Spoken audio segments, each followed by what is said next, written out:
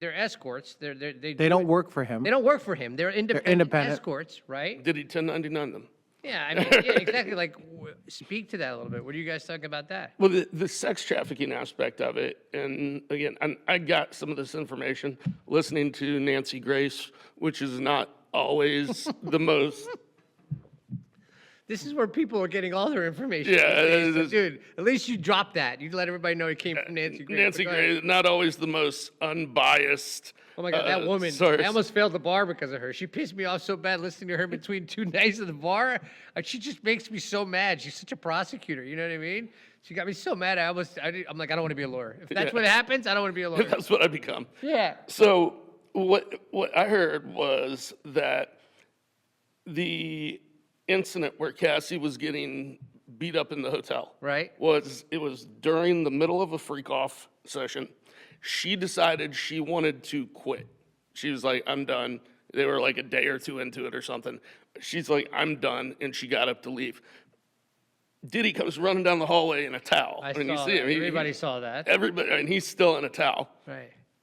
Beats the crap out of her and takes her back and tells her, get back to work. Right. All right.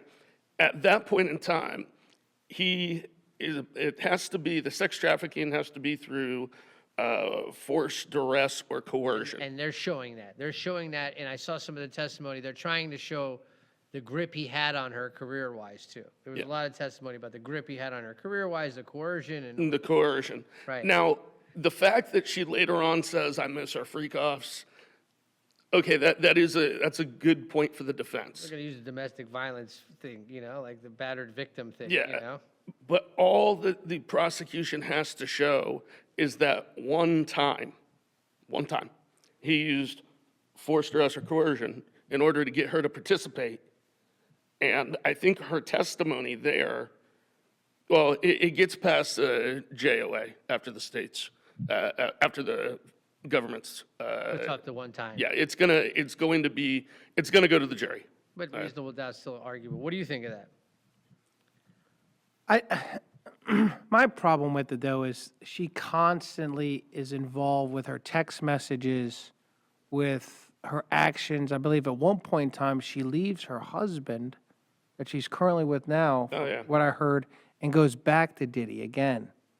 So, yes, they could always bring in a doctor to say that like he was controlling her mentally. Right. But how many years can she keep going back to the same individual and then claim that I wasn't into that lifestyle and I wasn't doing it voluntarily?